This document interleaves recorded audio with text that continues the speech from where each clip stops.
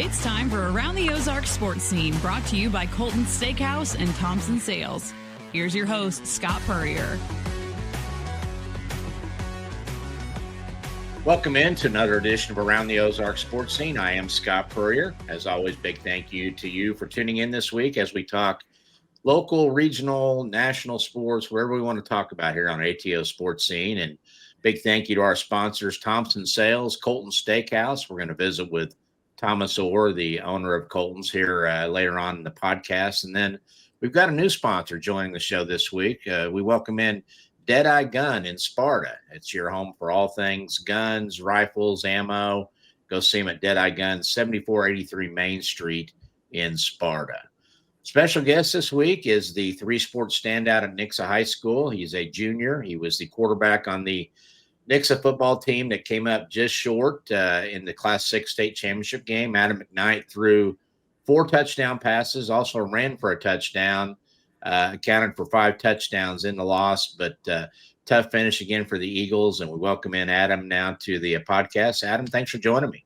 Thank you for having me on here. You betcha. 2 years in a row, right down to the wire. 4th and 2 years ago as a sophomore, 4th and 1 this time. What were the emotions like coming off the field this time as compared to year before? I mean, both times hurt, but this time definitely hurt a lot more, knowing you were that close and you felt that feeling and you like promised yourself you're never going to feel that feeling again. You're going to win it when it comes down to that, and not being able to get it done definitely crushed me. You know, it comes down to that 4th and 1 play to keep the drive alive. You guys are around the 30-yard line, I believe, and a lot of, I guess, speculation from people about the spot and whether it was right or not. You jumped up after the run and tossed the football to the official like it was a no-brainer. You thought you'd had it, correct? Yeah, I 100% thought I had the yard, and I felt the spot was a little iffy in my opinion, but it is what it is, you know. Yeah, you got one more year to try to get back and get it the third time, right? Yeah, 100%.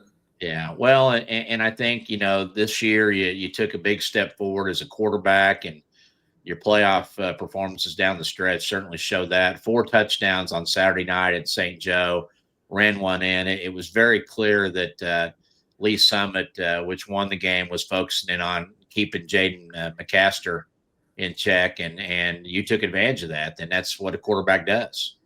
Yeah, they definitely keyed on our run game a lot because that's what we based our offense around, obviously, and that just opened up the passing lanes and let me sling the ball around a little bit. You know, and you guys had success throwing the ball. I think there were some people who thought maybe we ought to throw a little bit more if we're Nixa there, you know, because they couldn't stop Randy Flint in particular in the passing game, and that was kind of the case all year. When Randy went deep, you found him, and I've said it. I don't think I've ever seen a kid in our area in my 40 years that throws a better deep ball than you do. And it's on the money. It's got loft on it where, you know, the guys can run right underneath and catch it. Is that a gift? Is that something that you've always been able to do or have just kind of mastered? Talk about the throwing the deep pass. Yeah, I felt like when I started like growing into my body, my deep ball just kept gradually getting better and better and better, and to the point where it is now. When I was younger, I mean, I don't really focus on throwing deep balls as much because you don't throw those as much when you're in that age. But whenever I got to the high school level, I started to realize I can throw it pretty good, and it just kind of took off from there. What were the big differences in Adam McKnight in your mind as a quarterback from sophomore year to junior year as a starter? I felt like I definitely was able to read the defense a lot better, understood what I was looking for whenever I was back there. I could pick up defenses better, see blitzes better. I mean, I just feel like I matured when it came to the actual mind game of the quarterback position.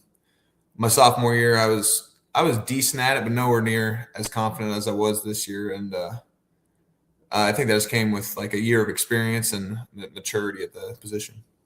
It's, you know, and Nixa, it was another weird season because your schedule was so front loaded with the other really top quality teams in the COC with Republic and Carthage and Webb and Joplin. but it seemed like later on in the year you were more into running it as well. Picking up the yardage and kind of develop that bull mentality that I'm going forward and I'm going to get 5 or 6 or 10, and you're not going to stop me. Is that something that you felt more confident in late in the year? Yeah, Coach Perry said that I was going to have to do that this year. He said we're going to try and save it to the playoffs, districts before we start running you, just because that is a risk factor for your quarterback running. But that's the part of the game I love. I love the contact, which that's not very normal for quarterbacks. Like Coach Perry sometimes wants me to go down, but I like to fight for those extra yards and do what I can for my team and get us into a good position. So when you look back and 13-1 again this year, and you had that great senior class, Jackson Cantwell, all those linemen, what are you going to remember most about this journey this season? I mean, I would definitely say the bond we had together. Our teammates were really close. I played up growing up. I played with a lot of those kids since I was in the first and second grade. So, I mean, it was kind of hard going into battle with them one last time, realizing it was kind of over. But at the end of the day, they'll still be around, so I get to see them and stuff still. So it's not too bad, but just got to keep working and see what we can do next year. Talk about playing with Jackson Cantwell for 3 years, and all you guys got a front row seat to some of the biggest names in coaching coming through Nixa to try to recruit him. He eventually signed with University of Miami there, but you're going through the recruiting process yourself. Did you pick up some things that you can benefit from by watching Jackson and how he handled it? Yeah, he was definitely really mature and spoke well whenever he was spoken to. He definitely knowing how to speak and that now with all the social media, you got to be media trained. You can't just go out there and say certain things. But I think he definitely handled all that well, and he's very upfront. He's an upfront guy and leaves no room for misunderstanding. Sure. What are you now? 6'4", 200? What are we listing you at? Yeah, I'm around 6'4". I weighed in a couple of days ago around 208. Okay. Is that, and of course now you're transitioning as you do every year into basketball mode. Been a 2-year starter on varsity for the Eagles and Coach Brock Blansett. And from a conditioning, from a size standpoint, 208, do you just roll right into basketball? I mean, you played Saturday night in St. Joe in the state football championship game, had your first basketball practice of Monday of this week. We're taping this on Tuesday night. Physically, what's the biggest transition for you? Do you need to drop some, or is that where you want to play? Definitely the conditioning definitely takes a toll on my weight. I'll probably drop down to around I'll probably lose about 10 pounds whenever I'm in full basketball mode. But when it comes to baseball, I just put it right back on because, I mean, it's just not as demanding as basketball. Basketball, you go up and down a lot, so my weight probably drops below 200 some days. But yeah, it's just definitely different, the conditioning from going to basketball or going from football to basketball. The first couple of days definitely get you a little gassed. How were you tugging at the jersey a little bit yesterday on that first practice or not? Yesterday was definitely difficult, but today was a lot better though. So I got back into it a little bit. And of course, as usual, you guys open up this Thursday down in Rogers, Arkansas in their 3-day tournament. The conditioning will come quickly because you play Thursday, Friday, Saturday, back to back to back. And not just you, but Randy Flint, Ty Kellis, I assume, back for about how many football guys? The 3 of you, or? Yes, the 3, and then we got a sophomore. His name's Eli Deal. He'll be playing a little varsity for us this year too. Everybody picking it up pretty quick. Yeah, yesterday was definitely the struggle bus day, but today we definitely looked a lot better. Knocking the rust off still, but definitely looked a lot better than yesterday. The football recruiting process, I know things have picked up for you. You spent a lot of time over the summer visiting various camps and campuses and things. Kind of talk about that, where you are right now, what offers you have, and how the process has gone so far. Right now, the offers I've picked up is Pitt State and Missouri State, 2 great programs that are. Pitt State's always been the dominant in D2, and Missouri State's had a great year this year and had a great couple last couple years. Ryan Beer's doing a great job.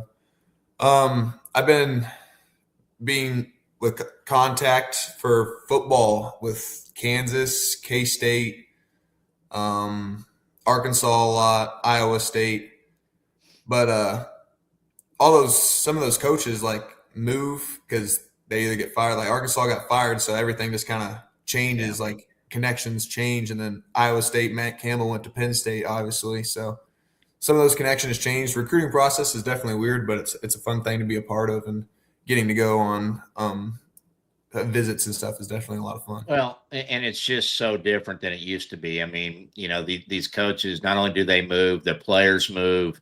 The portal starts 1st of January, right after the first of the year. So they're shopping in there. What I've told kids that I know, that it's more patience is required now than ever before. I mean, the Jackson Cantwells are going to be different because, that they've got options and everybody's wanting him right then. But everybody else is going to have to wait and see what comes to the portal. And maybe next summer, is when they start going, okay, we really got to get a quarterback in that 27 class or so. And is that, I'm sure what your dad has kind of told you too, is that, people get a hold of these tapes from the postseason and see those passes and see the numbers and sit down and study it. That's when it's going to start happening. Is that kind of your approach to it?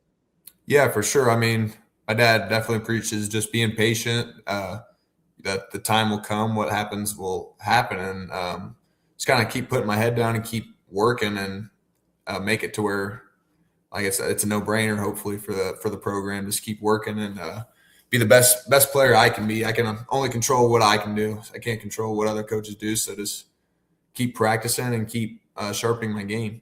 Keep throwing deep, keep lofting those passes down there. What do you want to play at football-wise next year, weight-wise? I mean, what's a good weight for you as a senior? I definitely want to be upwards of 210. I like being enough weight to where I can still hit people and I can still move. I don't want to be too heavy to where I can't move at an efficient pace. So just right above that 210 range would be awesome. Do you miss defense? I mean, oh yeah, you play defense. Yeah. When did you last play defense? My freshman year. Yep. And what'd you play over there? Middle linebacker. Yeah. And is that something that, do you ever bug Coach Perry about, hey, Coach, I'm 200 pounds. I really would like to hit somebody instead of get hit all the time. Yeah, I did. I did mention to it one time, and he said, we'll see you later down on the road. Yeah, that means Adam, go away. You're my quarterback. Get over there. Yeah. No, he's just saying what I wanted to hear, pretty much. Yeah. The basketball side of things, of course, I remember you growing up playing a lot of high level AAU basketball. That was kind of your thing in the area and playing up, as you said. And then, baseball, same thing. You played, at that level too. What do you think is your sport now in terms of college future? Is it football in your mind? I would definitely say I'm striving to play college football. Yeah, college football or football is definitely my favorite sport, but I wouldn't mind playing baseball either. I still enjoy baseball a lot. And I mean, I think I'm going to wait, see all the options I get and just do what my heart really wants. But if I had to pick right now, I would definitely play college football. College football. What is it about the football that kind of turns you that direction? I just love the feeling. There's no other feeling like walking out there on Friday night. It just gives you like excitement and adrenaline that can't be matched in any other sport, in my opinion. And ever since I played my first tackle football game in 4th grade, it instantly became my favorite sport. Awesome. And of course, those who don't know, Adam's dad, Tim McKnight, was a basketball standout back in his days at Rogersville playing for Gary McDaniel. Does Tim pull out the film and make you watch his highlights at all or not? Not too much, but he has had me meet Coach McDaniel before. Yeah. Yep, we've gone over there and talked with him, and they have a lot of stories. It's a lot of fun. How much have you grown playing for John Perry? Kind of talk about his influence on you and turning to you at a very, your freshman year, you got on the varsity field with some kind of reverse runs as a receiver and things like that. But how much has he been a big part of your development? Coach Perry's helped me in numerous ways, mainly with my mindset and how I approach things. He's definitely helped me understand the game more. He's helped me realize how important the weight room is when it comes to varsity football and college football. In that matter, the weight room is your best friend and recovering your body. And he's very big on controlling your mind. Like he always, we have Wednesdays, we have a mindset coach pretty much that she comes in there and helps us keep a positive attitude and like a keep moving forward attitude instead of dwelling on things that we can't control or controlling if we get nervous or not. That she helps a lot with that. So he's definitely big on the mind aspect, which helps a lot in your game. That's Angie Wiley, I think, isn't it? That it comes in. And Miss Wiley, yep. Yeah, how has she been a big help, do you think, these last 2 years for your program? Yeah, she's definitely moved us forward, and I think she's helped.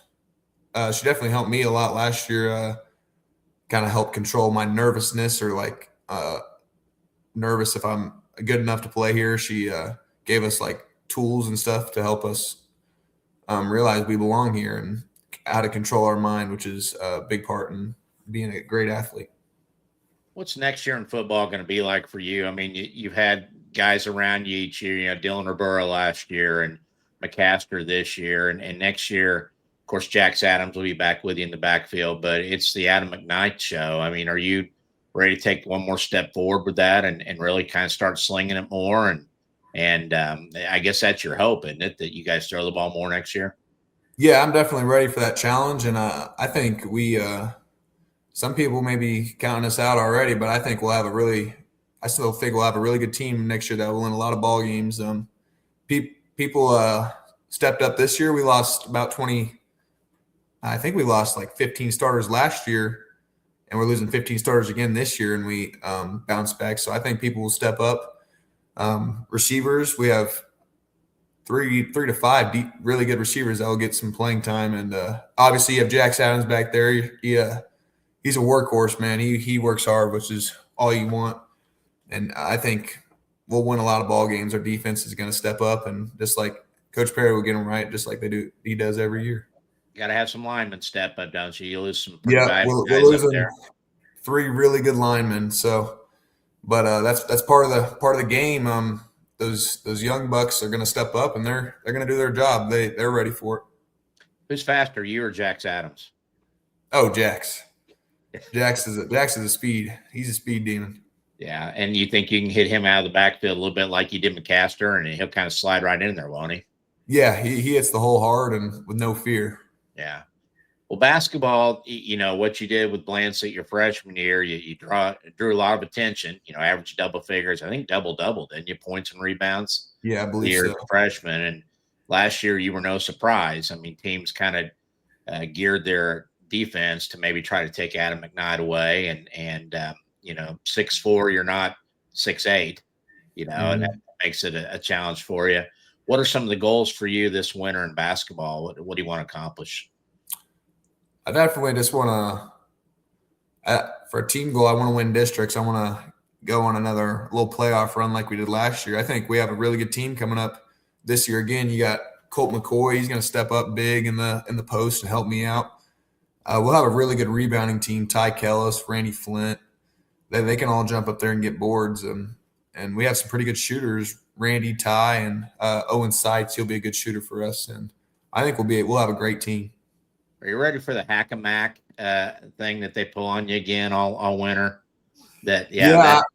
I'm ready for it. I'm going to hopefully step up, make more free throws than I have been. But, yeah. Do you take a lot of grief for that from your friends and stuff? Or yeah, for sure. I mean, anytime you're losing an argument, they'll bring that one up, and you just have to go, all right. Well, you just go out this year and make 90% and shut them up, right? Yeah, that's the goal for sure. Absolutely. And then baseball in the spring, playing for Coach Logan Hughes. I know last year, were you a little bit on the fence at the start of the whether you were going to play or not, and then came out and I think you hit 8 or 10 homers? What'd you hit for the year? I think I don't really remember.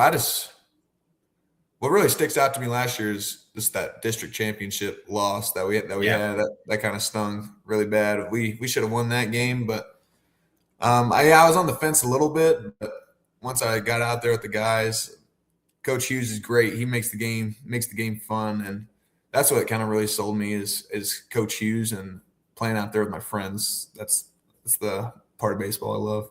Do you pitch any or not?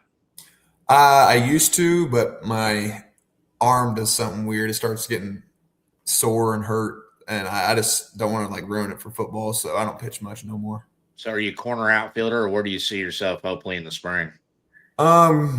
He's talked a lot of Coach Hughes talked a lot of positions. Anywhere, I think he talked about center, first base a little bit. I played first base. Actually, I played first base growing up all the way until we had a kid you mentioned already, Jackson Cantwell, join our team. Yeah. So he took over that position when we were around 10 years old. But yeah, I mean, I think Coach Hughes doesn't really have a set position for me yet, just wherever I can fit in and do the best. You mentioned the football recruiting in Missouri State and Pitt State. I saw you at a Missouri State game, and you were pretty excited about the Bears and the way they were playing. It seems like these Bears really like Ryan Beard. Have you had a chance to get to know him at all, and what are your thoughts? Absolutely. Every time I've talked to Coach Ryan Beard, he's welcomed me in and treated me like just a regular person, and that's what I love from Coach Beard. He doesn't treat you just like a recruit. He treats you like you're part of the team already. That welcomes you in, which is awesome. And I met him for the first time. He offered me over the phone, and I met him at Fuji's, a little Japanese steakhouse restaurant, about 2 days after he offered me for the first time. It was his birthday. So we met him at Fuji's, and he met my family, which is pretty awesome. So, Mom spent a lot of time in athletics too. Your mom, Karen. What's the ride home like with Tim and Karen? Is one of them more fun ride home with than the other, or not? After a game, if we win, they're both awesome to ride home with. Me and my dad, we're very competitive people. I love my dad to death. Sometimes after losses, he has an opinion, but he was my first ever coach, and he coached me all the way up until I was in like 4th or 5th grade, and I listen to everything he says. Everything he says tends to be right, at least when I was younger. So. Well, and I always you could tell he played for Gary Mack because, in basketball, when you go down, there's one voice in the crowd that may be saying, "Get up, you're okay," right? Yeah, he definitely does not like watch me. He says, "You better get up unless your bone's sticking out or you're bleeding out." So that would be a guy who played for Gary McDaniel right there. So, yeah. What would be the ultimate dream for Adam McKnight after high school's over? Playing what and playing where? The ultimate dream is to play. I'd definitely say play college football in front of a lot of fans and go win. I want to go win big games. I want to make the college football playoffs. I mean, I think that'd be awesome. Go compete for a national title and just make wherever I end up, make the community proud. I don't really have a set place. I definitely want to stay within 8 hours. I want to be relatively close to home, but I just want to go make the community proud I play for and go win games. Do you have a major in mind or a career in mind, what you want to do yet or not? There's a couple things. I mean, I think I want to major into something pretty simpler like business or something. I don't quite know what I want to do, but I maybe get a job and just work up after college until I get to a pretty high paying job. I don't really have anything set yet though. Well, you're 17. You don't have to know yet, Mm-hmm. that you can figure that part out. So is there ever a time where you're not going sport to sport in your mind? I mean, could you ever actually sit out one of the high school sports? I don't think I've sat out since I've gotten high school. No, I think I've gone all year round since I got into Nixa High School. You wouldn't know what to do, would you, if you were had an off season? No, it'd be pretty weird going straight home after school is something I've never done. Yeah. Well, Adam, appreciate your time. Congratulations on a great year, another great run with the Eagles, and go back and try it again next season. Absolutely. All right. Thank you, Adam. Thank you. You bet. Adam McKnight, the junior quarterback for the Nixa Eagles, again, standout in just about whatever he plays. Basketball, he was an all COC performer as a freshman, averaging a double-double in points and rebounds. And you've seen the football the last couple of years as a starting quarterback, and then that transitions into baseball in the spring. And if there's a kid that can pull off playing 2 college sports, he seems to be the one that can be able to do it.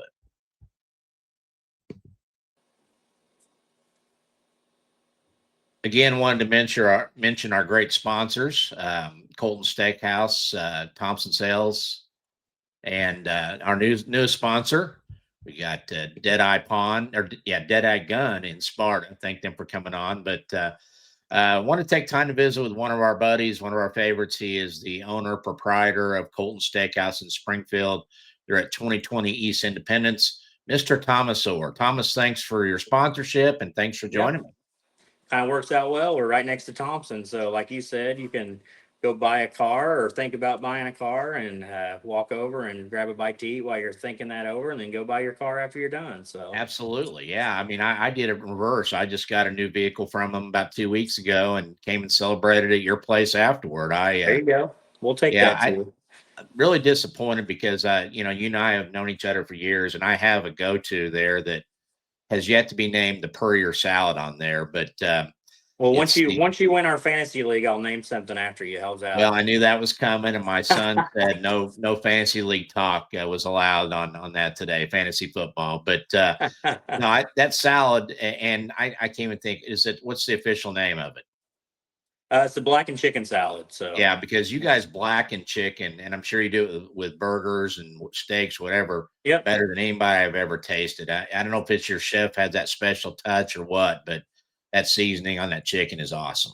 He gave you that Purrier seasoning that day, so exactly. Well, and tell us about Colton Steakhouse. How long you've been with the business? How long you've had it here in Springfield, and how you got into it? Yeah, so actually, I was going to school here in Springfield, and I actually got a job.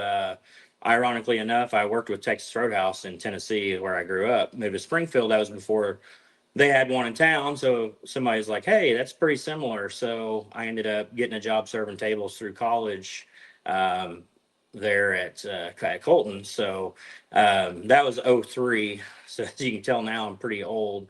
Been there a long time. So we've got a great staff there. We've got, tons and tons of people who have worked there for a long time. I mean, what you can expect whenever you come in is people who care about your experience, while everything may not be exactly perfect every time, because we are humans. We do care to make it right with you. We want to execute 100% of the time, and we've got a great staff that does that. Makes my job tons and tons easier, just for the simple fact of all the experience we have within our restaurant and the people who have worked with us for a really long time. So, of course, one of the things people love at Colton's is they come in, they have their option to get a bucket of peanuts, and then here come the hot rolls with the butter. I mean, are those Colton staples nationwide? I mean, that's just something people expect when they go to any Colton's. Absolutely. It's a staple nationwide. We actually had a table the other day, which she was kind of joking with me, but she walked in and we asked, "Hey, would you like peanuts today?" And she's like, "Well, that's the only reason I'm here is for the peanuts and the rolls." So hopefully she was joking. Hopefully we have some good food to go along with it as well too. But yeah, people really do look forward to that process of getting in, cracking open a peanut and eating those, and then grabbing some rolls afterwards as well too. So I talk about on here each week the Montana burger, which I've had a couple times. And I remember the first time I had it was 2 or 3 years ago. I think it was actually one of the fantasy football drafts, which you guys are kind of a hotbed for those with your big tables in there and the great food. Yeah. But that Montana burger, it's just so juicy. Yeah. And I mean, you go to places now and it's all about what they're putting on top of the burger and all that. And that's pretty common at every place. But you bite into that Montana burger, and any burger at Colton's, it's just different. Why is that? So essentially, we cut all of our steaks in house. So it all begins with that. So any sirloin, like we don't, it's not pre-trimmed, it's not pre anything. It comes in a whole lot. We got to split it. We got to split it apart and trim it up. And with that, we do have a little extra meat that, maybe we cut a steak a little bit too heavy. Maybe it's a part that wouldn't work well as a steak, and we actually grind that up in the restaurant. So not only are you getting a sirloin burger, you're also getting pieces of filet in there, or tenderloin, and you're also getting ribeye mixed in there as well too. So we actually take all that meat, put it in a tub, run it through a grinder twice, and then we patty it up and then cook it on the grill. So in my eyes, that makes it much better than what you're getting out of a tube. A lot of people say, "Oh, that bright red tube stuff," which is a lot of that stuff is filled with some things that we may not want in our body. But what we have is actually real ribeye, real sirloin, real tenderloin, ground up, patted up, and thrown on a grill at that point. So, It's awesome. I know that. And I know you guys did pretty good business with catering for local businesses, for parties, things like that. Talk about that a little bit. yeah. So anything you need, really, we try our best to accommodate, and we do things at a reasonable price. We're not there to, a lot of times when people think catering, they're thinking, oh, they're gonna charge us, $40 a head or this and that. We do everything as reasonable as we can. So we've got a lot of, medical reps that order from us throughout the week. We also do weddings and stuff like that in the summer.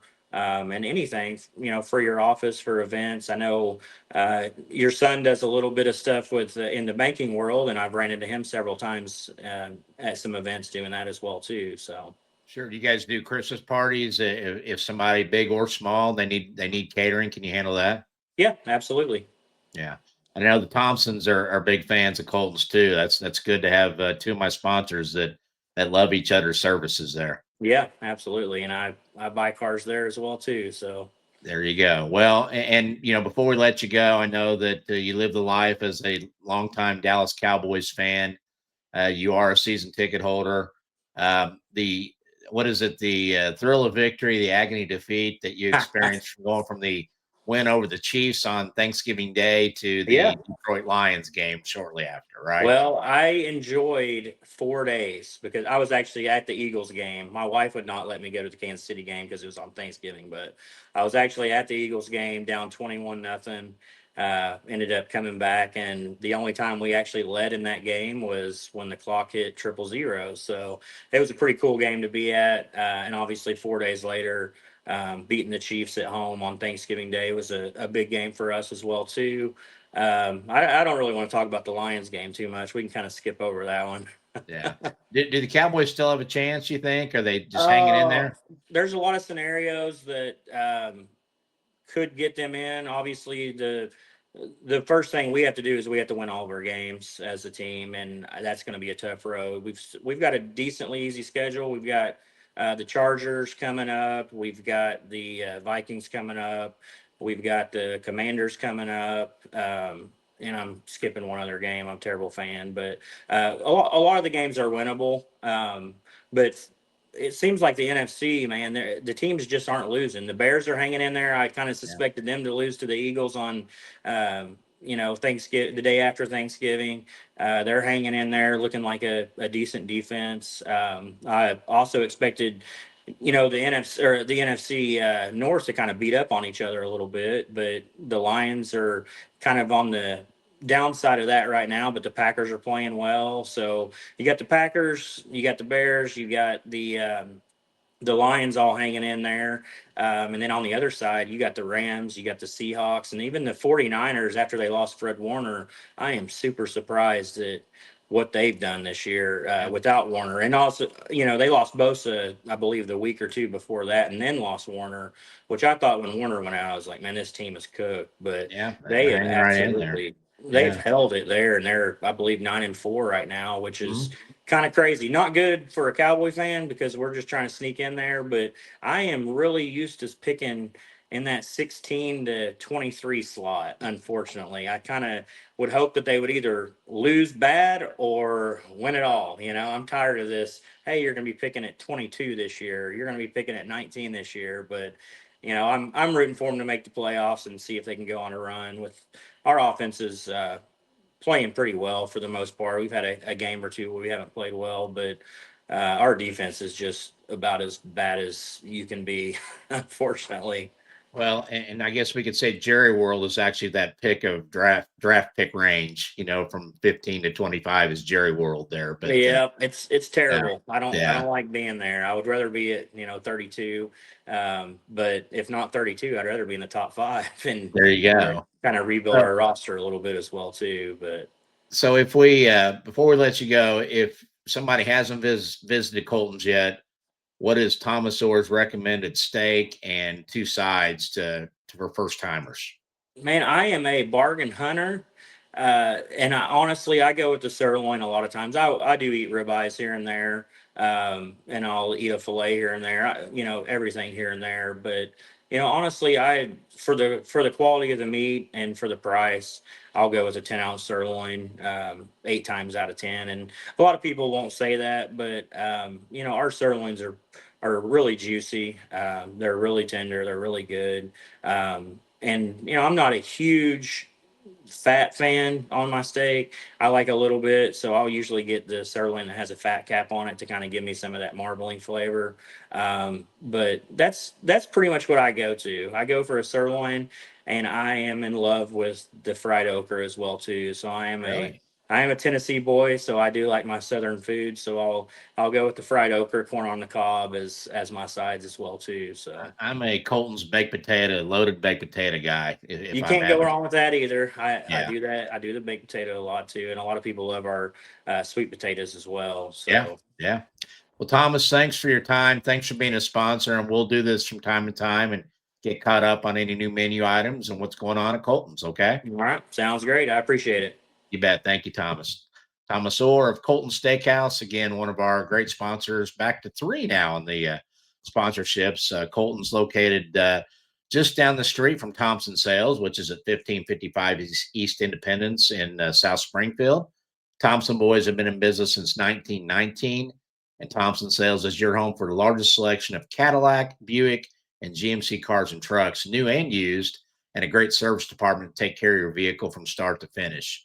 As I told Thomas, I just picked up a new one from him here a couple weeks ago. And just like back in the early 80s when I went in there and the late George Thompson and Lynn Thompson took care of me, Miles, Tyler, and all the boys there now certainly keep that tradition going of treating you like family and much appreciated.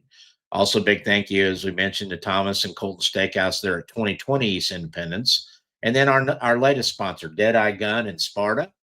They are at 7483 Main Street in Sparta. And you can check out their showroom there. They've got great gift ideas from handguns to rifles, ammo, magazines, knives, archery equipment, and supplies, all at Deadeye Gun, 7483 Main Street in Sparta. We'll visit with them here in an upcoming episode to tell you more about them. So that's going to do it for this week's edition of Around the Ozark Sports Scene. Thanks for watching, and we'll see you next week.